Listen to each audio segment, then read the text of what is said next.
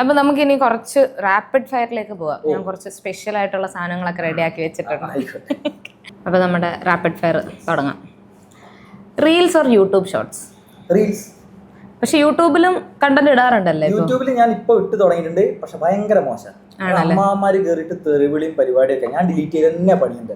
Comments എന്താ വെച്ചാൽ Instagram reels നമ്മളെ പോലുള്ള പിള്ളേര് സെറ്റ് അല്ലെങ്കിൽ ഒരു 20 to 30 ഇതേ വീഡിയോ പ്രായമായിട്ടുള്ള ഫേസ്ബുക്കിലേക്കും യൂട്യൂബിലേക്കും പോകുന്ന സമയത്ത് ഓഡിയൻസ് കംപ്ലീറ്റ് മാറി. ഒരു കൊച്ചു കുട്ടികളാണ് കാണുക, അല്ലെങ്കിൽ വലിയ ആൾക്കാരെ കാണാം. ഇവർക്ക് റിലേറ്റ് ചെയ്യാൻ പറ്റില്ല. അപ്പൊ രണ്ട് തെറി വിളിച്ച് പോകാനുള്ള പരിപാടിയാണ്. അപ്പൊ യൂട്യൂബിൽ ഞാൻ നോക്കുന്നില്ല. ഓക്കെ. ഫസ്റ്റ് ആപ്പ് രാവിലെ എണീറ്റ് ആദ്യം ഓപ്പൺ ചെയ്യുന്ന ആപ്പ് ഇൻസ്റ്റാഗ്രാം. ഒരുപാട് യൂസ് ചെയ്യുന്ന ഒരു ഇമോജി ഏതായിരിക്കും? കൊരങ്ങൻ, കണ്ണ് പൊത്തുന്ന. അതെന്താ? അത് എനിക്കറിയില്ല. ഞാൻ എല്ലാ പ്രാവശ്യം കൊരങ്ങൻ, ആ കണ്ണ് ചെവി വായി പൊത്തുന്ന കൊരങ്ങൻ, ഇതാണ് എന്റെ മെയിൻ ഇമോജി. എല്ലാവർക്കും ഞാൻ അയക്കും. എന്നോട് നിർത്തണമെന്നൊക്കെ പറയും. അടിപൊളി. ഓക്കെ. ഏറ്റവും ഫണ്ണി ആയിട്ടുള്ള ഒരു DM, ഒരു മെസ്സേജ് ഇൻസ്റ്റാഗ്രാമിൽ കിട്ടിയിട്ടുള്ളത്? ഫണ്ണി ആയിട്ടുള്ളത് ഞാൻ രണ്ടാമത് ഇൻസ്റ്റാഗ്രാം തുടങ്ങിയ സമയത്ത് എന്നോട് പറഞ്ഞു, എടാ നീ ചത്തു നാടാ കരുതിയെന്ന്. അങ്ങനെ അയച്ചു തന്നടാ. നീ ചത്തു നാടാ നമ്മളൊക്കെ കരുതിയത് എന്നൊക്കെ പറഞ്ഞു. പേഴ്സണലി അറിയാവുന്ന ആള് തന്നെ. അറിയാത്തൊരു എനിക്ക്, അതായത് ടിക്ടോക്കിലൂടെ എനിക്ക് അറിയാം. അപ്പൊ പുള്ളി വിചാരിച്ച് ഞാൻ മരിച്ചു പോയി 5 കൊല്ലമായിട്ട് കാണാത്ത സമയത്ത്. പക്ഷെ ഞാൻ ആ സമയത്ത് വേറെ കുറെ പരിപാടികൾ ചെയ്യുന്നുണ്ടായിരുന്നു. ആരും അറിഞ്ഞില്ല. അത് സോഷ്യൽ മീഡിയ മൊത്തത്തിലില്ലായിരുന്നു ആ ടൈമിൽ. ഇല്ല, ഒരു പ്രൈവറ്റ് അക്കൗണ്ട് ഉണ്ടായിരുന്നു. പക്ഷെ ഞാൻ ആ സമയത്ത് അക്കാദമിക് പരിപാടികളിൽ കോൺസെൻട്രേറ്റ് ചെയ്യുന്നു. ഞാനൊരു ഡോക്യുമെന്ററി ചെയ്തു, അത് IFSKൽ പോയി. പിന്നെ ഒരു പ്രദീപ് കുമാർ ഉണ്ടല്ലോ, തമിഴ് സോങ് ചെയ്യുന്ന, പുള്ളിയുടെ ഒരു ആൽബത്തിൽ അഭിനയിച്ചു. അങ്ങനെ കുറെ പരിപാടികൾ ഞാൻ ചെയ്യുന്നുണ്ടായിരുന്നു. അതുകൂടെ അതിന്റെ ഒരു വീഡിയോയും ചെയ്തിട്ടുണ്ടല്ലോ. അറിയില്ല ഈ സംഭവം. ആ സമയത്ത് എനിക്ക് ഇൻസ്റ്റാഗ്രാം ഇല്ല. അപ്പോ ഇങ്ങനെയൊക്കെ പരിപാടികൾ ചെയ്യുന്നുണ്ടായിരുന്നു. പ്രൊഡക്റ്റീവ് ഗ്യാപ്പ് ആയിരുന്നു. ഓക്കെ, അടിപൊളി. ഇപ്പം അശ്വിന്റെ ലൈഫിന് ഒരു #ഹാഷ് ഉണ്ടെങ്കിൽ എന്തായിരിക്കും ആ #? കോമാളി എനിക്ക് ഇഷ്ടമാട്ടോ അത് പരിപാടി. എനിക്ക് ആൾക്കാരെ ചിരിപ്പിക്കാൻ ഭയങ്കര ഇഷ്ടമാണ്. ഞാൻ അതിൽ ഭയങ്കര ഫണ്ട് കണ്ടെത്തുന്ന ഒരാളാണ്. സോ അതുകൊണ്ടാണ് എനിക്ക് ഇൻസ്റ്റാഗ്രാം, ഞാൻ ഭയങ്കര ഡിപ്രസ്ഡ് ആയിട്ട് നിൽക്കുന്ന സമയത്തും എനിക്ക് ഇൻസ്റ്റാഗ്രാമിൽ എന്തെങ്കിലും വീഡിയോ ഇട്ട് ആൾക്കാരെ ചിരിപ്പിക്കുക, അതിൽ നിന്ന് അപ്രീസിയേഷൻ കിട്ടുക, അതാണ് എന്റെ ഹൈ. സോ അങ്ങനെ എനിക്ക് കോമാളി എന്ന് വിളിച്ചാൽ എനിക്കൊരു പ്രശ്നമില്ല, സന്തോഷമായിട്ട്. ഓക്കെ. ഒരു നൈറ്റ് ഓൾ ആണോ ഏർലി ബേർഡ് ആണോ? Night all. ഡൽഹിയിൽ അങ്ങനെയാണ്. ഡൽഹിയിൽ ഒരു 12 മണിക്ക് മുതൽ രാത്രി 2 മണി വരെയാണ്. ഞാൻ കംപ്ലീറ്റ് നോർത്ത് ഇന്ത്യൻ ആയി ഇപ്പോൾ 9 വർഷം കൊണ്ട്. രാവിലെ എണീക്കുന്ന പരിപാടിയില്ല, ബ്രേക്ക്ഫാസ്റ്റ് ഒന്നും ഇല്ല. ഉച്ചക്കാണ് എഴുന്നേക്കുന്നത്, രാത്രി കുറെ സമയം സ്പെൻഡ് ചെയ്യും, അതാണ് പരിപാടി. അടിപൊളി. അപ്പൊ ഈ റീലൊക്കെ എടുത്തു ചെയ്യുന്നതും ഒക്കെ രാത്രിയിൽ ഇരുന്നിട്ടായിരിക്കും? ഓക്കെ. ഇതുവരെ ചെയ്തിട്ടുള്ളതിൽ ഏറ്റവും റിഗ്രറ്റ് ചെയ്യുന്നൊരു കണ്ടന്റ് ചോദിച്ചാൽ ഏതായിരിക്കും? ഈ അക്കൗണ്ടിൽ എനിക്ക് പ്രത്യേകിച്ച് ഒന്നുമില്ല. ടിക്ടോക്ക് നോക്കിക്കഴിഞ്ഞാൽ ഉണ്ടാവുമല്ലേ? ഞാൻ എല്ലാ രാഷ്ട്രീയ പ്രശ്നങ്ങളിലും ഞാൻ ഇടപെടുമായിരുന്നു. അത് ഇടപെടണം തന്നെ എനിക്ക് പറയാനുള്ളത്. പക്ഷെ ഞാൻ വളരെ ഭീകരമായിട്ട് വിമർശിക്കായിരുന്നു. അതിന്റെ ആവശ്യമില്ലാന്ന് എനിക്ക് ഇപ്പൊ തോന്നുന്നു. പല വിഷയങ്ങളിലും ഞാൻ അങ്ങനെ പൊട്ടിത്തെറിച്ച് അഭിപ്രായങ്ങൾ പറഞ്ഞിട്ടുണ്ട്. ടിക്ടോക്കിലെ വീഡിയോ ചെയ്യുന്നത്. എന്റെ പൊളിറ്റിക്കൽ കണ്ടന്റ്സിലൊക്കെ നല്ല വ്യൂസ് ഉണ്ടായിരുന്നു ആ സമയത്ത്. അതങ്ങനെ കുറെ സ്ഥലത്ത് ചെയ്യേണ്ടായിരുന്നു എന്ന് എനിക്ക് പിന്നീട് തോന്നിയിട്ടുണ്ട്. ഓക്കെ. ഫേവറേറ്റ് ഫിൽറ്റർ യൂസ് ചെയ്യുന്നത്? അയ്യോ, അത് ഓൾഡ് മങ്കി എന്ന് പറഞ്ഞ ഫിൽറ്ററാണ് ഞാൻ ഉപയോഗിക്കുന്നത് ഇപ്പോൾ ഇൻസ്റ്റാഗ്രാമിൽ. ഓൾഡ് മങ്കി എന്ന് പറഞ്ഞ നല്ല ഫിൽറ്ററാണ്. ആണോ? ഫോട്ടോസ് എടുക്കാനോ വീഡിയോസ് എടുക്കാനോ? വീഡിയോസ് എടുക്കാൻ. ഞാൻ തന്നെ ഷാറൂഖ് ഖാനാ തോന്നുന്നു. ഓൾഡ് മങ്കി എല്ലാവരും. ഓക്കെ, എല്ലാവരും. എനിക്കറിയില്ല അതിനെപ്പറ്റി, ഞാനത് എന്തായാലും ട്രൈ ചെയ്യും. ഓക്കെ. അപ്പൊ ഡ്രീം കൊളാബ് ആരുമായിട്ടായിരിക്കും ഉദ്ദേശിക്കുന്നത്? ഡ്രീം കൊളാബ് എനിക്ക് അർജുൻ കേസി, ഐഡിയ സ്റ്റാർ സിംഗിൾ ഇപ്പൊ പാടുന്ന പുള്ളി എന്നെ കാണാൻ ഒരേപോലെയാണെന്ന് പറയുന്നുണ്ടായിരുന്നു. എനിക്ക് പുള്ളിയുടെ കൂടെ ഒരു വീഡിയോ ചെയ്യണമെന്നുണ്ട്. എന്നെ ഞാൻ ട്രെയിനിലൊക്കെ പോകുന്ന സമയത്ത് ആൾക്കാർ വന്നിട്ട് അർജുൻ കേസി അല്ലേ എന്നൊക്കെ പറഞ്ഞ് ചോദിക്കും. അപ്പൊ ഞാൻ ഇടക്ക് അർജുൻ കേസി ആണെന്നൊക്കെ പറഞ്ഞ് ഞാൻ അങ്ങനെ കുടുങ്ങി പോയിട്ടുണ്ട് ഒരു പ്രാവശ്യം. അപ്പൊ കോളേജ് പിള്ളേരായിരുന്നു, കുറെ പെൺകുട്ടികൾ, ഏതോ നഴ്സിംഗ് കോളേജാ. അപ്പൊ അർജുൻ കേസി അല്ലേ എന്ന് വെച്ചപ്പോ ഞാൻ ആണെന്ന് പറഞ്ഞു. എന്നെ കൂട്ടിക്കൊണ്ട് പോയി പാട്ട് പാടിച്ചു. ആൾക്കാരെ കണ്ടിട്ട് എനിക്ക് പാടാറിയില്ല, മലർകളെ ഇപ്പൊ പാടുന്നു പറഞ്ഞിട്ട്. ഞാൻ നാണം കെട്ടുപോയി. ഞാൻ പറഞ്ഞ അശ്വിനാണ്, അർജുൻ അല്ല സോറിയൊക്കെ പറഞ്ഞ് വന്നു. എന്നെയും പുള്ളിയും കാണാൻ വേണ്ടിട്ട് ഭയങ്കര സിമിലാരിറ്റീസ് ഉണ്ട്. എനിക്ക് ഡയറക്ടേഴ്സ്, മ്യൂസിക് ഡയറക്ടേഴ്സ് ഒക്കെ കോള് വരും. എനിക്ക് ആ സമയത്ത് 40K ഫോളോവേഴ്സിനെ, പുള്ളിക്ക് 40K. Arjun KC, Ashwin KP. അപ്പോൾ എനിക്ക് ആള് മാറി മ്യൂസിക് ഡയറക്ടേഴ്സ് ഒക്കെ വിളിച്ച് അർജുനാണെന്നുള്ള രീതിയിൽ അശ്വിൻ KP അല്ലേ തന്നെ ചോദിച്ചിട്ട് സംസാരിക്കും. അവസാനമാണ് പറയാ സി കേരളത്തിലെ പാട്ടെന്ന്. ഞാൻ അയ്യോ ഇത് ഞാനല്ല, വേറെ ആളാണ്. പുള്ളിക്ക് ഇതേപോലെ വരാറുണ്ട്. പുള്ളി ഞാൻ മെസ്സേജ് ഒക്കെ വരുന്നു ആ സമയത്ത്. ഓക്കെ. അപ്പൊ ഈ വീഡിയോ കഴിഞ്ഞിട്ടെങ്കിലും രണ്ടുപേരും തമ്മിൽ ഒരു വീഡിയോ കാണാനായിട്ട് പറ്റട്ടെ. ഇതുവരെ ഉള്ളതിൽ ഇഷ്ടമല്ലാത്തൊരു ട്രെൻഡ് ഇൻസ്റ്റാഗ്രാമിലെ? ഞാൻ ഒരുപാട് ട്രെൻഡുകൾ ഉണ്ടല്ലോ. ട്രെൻഡുകളുണ്ട്. അയ്യോ, ഇഷ്ടമല്ലാത്ത ട്രെൻഡ് എനിക്കിപ്പോ ജെമിനി ട്രെൻഡ്സ് കുറച്ച് കൂടുതലാണെന്ന് തോന്നുന്നു. എല്ലാവരും പക്ഷെ അതിന്റെ ഫോട്ടോഷൂട്ടൊക്കെ ചെയ്തില്ലേ? പക്ഷെ അത് അടിപൊളിയായിരുന്നു കേട്ടോ. ഞാൻ വിചാരിച്ചു ഞാൻ ഇത്രയും പക്ഷെ വീഡിയോ ഇപ്പൊ എല്ലാരും ഇടുന്ന സമയത്ത് ജെമിനി എല്ലാം ജെമിനി ആയല്ലോ, ഫീഡ് മൊത്തം ജെമിനി ആയി. ഞാൻ ചെയ്തിട്ടുണ്ട് 2 വീഡിയോ. ഞാൻ എന്നെ തന്നെ വെറുപ്പിട്ടായിട്ട് അത് ഇഷ്ടപ്പെട്ടോ ചോദിച്ചാൽ ഇഷ്ടപ്പെട്ടു. പക്ഷെ ഞാൻ തന്നെ എന്നെ വെറുപ്പിട്ടായിട്ട് ഞാൻ അംഗീകരിക്കുന്നു. അത് സമയം കഴിഞ്ഞു. ജെമിനി ട്രെൻഡാണ് ഇഷ്ടമല്ലാത്ത. ഓക്കെ, ഒരു സോറി എന്നെ തെറ്റിപ്പേ. ഡ്രാഫ്റ്റിൽ എപ്പോഴും ഉണ്ടാകുന്ന ഒരു സോങ്, ഇനി ചെയ്യണം എന്ന് വിചാരിച്ച് മാറ്റി വെച്ചേക്കുന്ന ഒരു സോങ്? ഫിൽറ്റർ വെച്ച് ചെയ്യുന്ന പരിപാടിയാണ്. അത് അൽവക്കണ്ണാളെ ആ പാട്ടാണ്. കുറെ നാളായിട്ട് അത് ഇരിക്കുന്നതല്ലേ, അത് എന്റെ മനസ്സിൽ അതിന്റെ എന്ത് റിസർച്ച് ഒക്കെ ഇങ്ങനെ നടക്കുന്നുണ്ട്. പക്ഷെ പൽവാൽ ദേവനൊക്കെ ഞാൻ എന്ത് ഫിൽറ്റർ ഇട്ട് ചെയ്യും, വലിയ ബുദ്ധിമുട്ടാണ്. പിന്നെ അത് മാത്രല്ല പൽവാൽ ദേവ എന്തൊക്കെയോ വേർഡ്സ് ഉണ്ട് അതില്. ഇത് എന്താണ് പുള്ളി മുസ്ലിം പരാതി അല്ലേ എഴുതിയത്? അല്ല, വിനായക് ശശികുമാർ. ആണോ? പുള്ളിയോട് ചോദിക്കണം. വിനായക് ശശികുമാർ എന്റെ ഒരു വീഡിയോയിൽ കമന്റ് ഇട്ടുണ്ടായിരുന്നു. ആണോ? ഏതിനാ?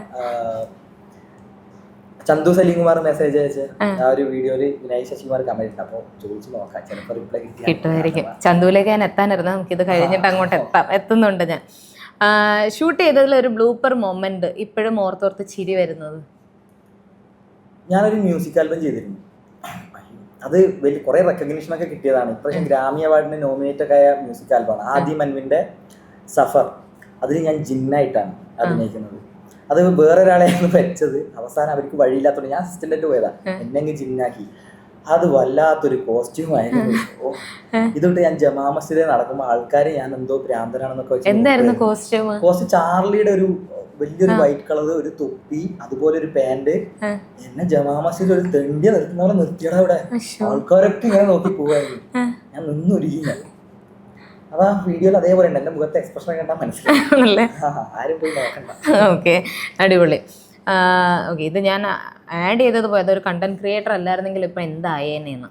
ഞാൻ ബേസിക്കലി ഞാൻ ഒരു കണ്ടന്റ് ക്രിയേറ്റർ അല്ല. ഞാൻ അക്കാദമിക്സുമായിട്ട് ആന്ത്രപ്പോളജി പഠിച്ച് വിഷ്വൽ ആന്ത്രപ്പോളജി എടുത്ത് ഡോക്യുമെന്ററി ഒക്കെ എടുത്ത് നടക്കണം എന്നാണ് എന്റെ ആഗ്രഹം.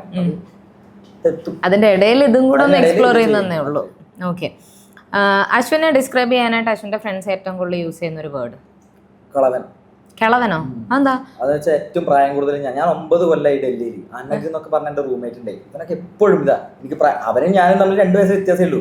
പക്ഷെ കിളവെന്ന് പറഞ്ഞിട്ടാണ് ഇവൻ. എനിക്കത് മനസ്സിലാകും, എന്റെ കൂട്ടത്തിൽ ഇത് തന്നെയാ. വലിയ പ്രശ്നമാണത്. അതായത് ഞാൻ എന്തെങ്കിലും ചെയ്യുമ്പോ നിന്നെ ഞാൻ തല്ലാത്തത് നീ കിളവനെ തല്ലിക്കൊന്നു ആൾക്കാർ പറയുന്നതാണെന്ന് പറയും. അങ്ങനെയൊക്കെ പറഞ്ഞ് കളിയാക്കും. പിന്നെ ഞാൻ പറഞ്ഞില്ലേ, ഡൽഹി യൂണിവേഴ്സിറ്റി ഒരു 3 കൊല്ലം കഴിയുമ്പോഴത്തേക്ക് ആ കുട്ടികൾ ഇങ്ങനെ മാറിക്കൊണ്ട് വരും. അപ്പൊ ഇപ്പൊ ഒരു 2005 പഠിച്ച ആൾക്കാർ അവിടെ പഠിക്കാൻ സമയത്ത് ഞാൻ ഡൽഹി യൂണിവേഴ്സിറ്റി പഠിക്കുന്നുണ്ട്. അപ്പോ എന്നോട് പറയാം 5ാം ക്ലാസ് പഠിക്കുമ്പോൾ ചേട്ടന്റെ വീഡിയോ കണ്ടിട്ടുണ്ട് എന്നൊക്കെ പറയുന്ന കുട്ടികൾ വന്നിപ്പോ. ഞാൻ ഓക്കെ, അപ്പൊ ഇവര് കളവെന്ന് വിളിക്കുന്നത് വലിയ കുഴപ്പമില്ല എന്നാണ് എന്റെ ഒരു അഭിപ്രായം. ഓക്കെ ഓക്കെ, അടിപൊളി. ഇൻസ്റ്റാഗ്രാം ഓർ റിയൽ ലൈഫ്, ഏതാണ് ഹാൻഡിൽ ചെയ്യാൻ ഏറ്റവും പാട്? Real life. ഇൻസ്റ്റാഗ്രാം എളുപ്പാ, ഒരു പരിപാടി ഇല്ല. നമുക്ക് എന്ത് ചെയ്യാനും ഇൻസ്റ്റാഗ്രാമിൽ. നമ്മൾ എന്താണെന്ന് ആൾക്കാർ അറിയുകയും ചെയ്യില്ല. ഒരു വല്ലാത്തൊരു മാസ്ക് ആണല്ലോ. റിയൽ ലൈഫ് ഇത്തിരി പാടാണ്. ഫേക്ക് ചെയ്ത് മാസ്ക് ചെയ്ത് നിൽക്കാനൊന്നും പറ്റില്ല. അടുത്ത ഒരു റീൽ, അത് അൺഎക്സ്പെക്റ്റഡ് ആയിട്ട് ഭയങ്കര റീച്ചിലേക്ക് എത്തിപ്പോയത്? ചന്തു സലീംകുമാർ. വിചാരിച്ചില്ല അത്ര റീച്ച് വരുമെന്ന്. ഓ, അടിപൊളി. ഇപ്പൊ കണ്ടന്റ് ക്രിയേഷൻ ഒരു എക്സാം ഉണ്ടായിരുന്നെങ്കിൽ അശ്വിൻ ഏതിലായിരിക്കും ഫെയിൽ ആവുന്നത്? കണ്ടന്റ് ക്രിയേഷൻ എക്സാമിൽ ഞാൻ പഠിക്കും. ഓ, പഠിപ്പിച്ചാണല്ലേ. ഞാൻ ചോദിക്കാൻ പാടില്ലാത്ത ക്വസ്റ്റ്യൻ ആയിരുന്നത്. ഓക്കെ, ഇത്രയാണ് നമ്മുടെ റാപ്പിഡ് ഫയർ. അടിപൊളിയായിട്ട് നടന്നു. കഴിഞ്ഞിട്ടില്ല, സംസാരം കഴിഞ്ഞിട്ടില്ല. ഓക്കെ, ഓക്കെ, നമുക്കിനി ഞാൻ ചന്തുവിലേക്ക് എത്താന്ന് പറഞ്ഞല്ലോ. ചന്തു സലീംകുമാറായിട്ടുള്ള എന്തായിരുന്നു ആ സിനിമ? എന്തോ കണ്ടു എന്ന് അറിയാതെ പറഞ്ഞുപോയി. എന്തായിരുന്നു ശരിക്കും പ്രശ്നം? ചന്തു സലീംകുമാർ എന്റെ കൂടെ പഠിച്ച കൃഷ്ണ എന്ന് പറഞ്ഞ ചേച്ചിയുടെ ക്ലാസ്മേറ്റ് ആയിരുന്നു. അപ്പൊ അങ്ങനെ നമുക്ക് അറിയാം, ഫേസ്ബുക്കിലൊക്കെ മെസ്സേജ് അയക്കുമായിരുന്നു. അപ്പൊ ഏതോ ഒരു ഫേസ്ബുക്ക് ഗ്രൂപ്പിൽ, ആ സമയത്ത് ഫേസ്ബുക്ക് ഇൻസ്റ്റാഗ്രാം ഒന്നും അത്ര ആക്റ്റീവ് ആയിട്ടില്ല. ഫേസ്ബുക്ക് ഇങ്ങനെ കളിക്കുന്ന സമയമാണ് 2016, 17, 18 ആ ഒരു സമയത്ത്. അപ്പൊ അതിൽ സലീംകുമാറിനെ പറ്റി, അഭിനയ പാടവത്തെ പറ്റി ഒരു ചർച്ച നടക്കുക. അപ്പൊ ആൾക്കാര് കല്യാണരാമൻ, അങ്ങനെയുള്ള പുലിവാൽ കല്യാണം എന്നൊക്കെ പറയുന്ന സമയത്ത് ഞാൻ വെറുതെ ഒരു ഇന്റലക്ച്വൽ ആവാൻ വേണ്ടിട്ട് ആ സമയത്ത് എവിടുന്നോ പത്രത്തിൽ നിന്ന് എവിടെ കണ്ടു കറുത്ത ജൂതൻ എന്ന് പറഞ്ഞ സിനിമ വരുന്നുണ്ട് എന്ന് പറഞ്ഞു. അപ്പൊ ഞാൻ പറഞ്ഞു സലീംകുമാറിന്റെ അഭിനയം എന്ന് പറഞ്ഞാൽ അത് കറുത്ത ജൂതന്റെ അഭിനയം, അതാണ് അഭിനയം, അല്ലാതെ ഈ പുലിവാൽ കല്യാണം എന്ന് പറഞ്ഞ കോമഡി പരിപാടി എന്നല്ല. അത് വെറുതെ ഒന്ന് ഒരു ഇന്റലക്ച്വൽ കളിച്ചതാണ് ഞാൻ. സഞ്ജു സലീംകുമാർ എനിക്ക് മെസ്സേജ് അയച്ചു, നീ എവിടുന്ന കറുത്ത ജൂതൻ കണ്ടു ചോദിച്ചിട്ട്.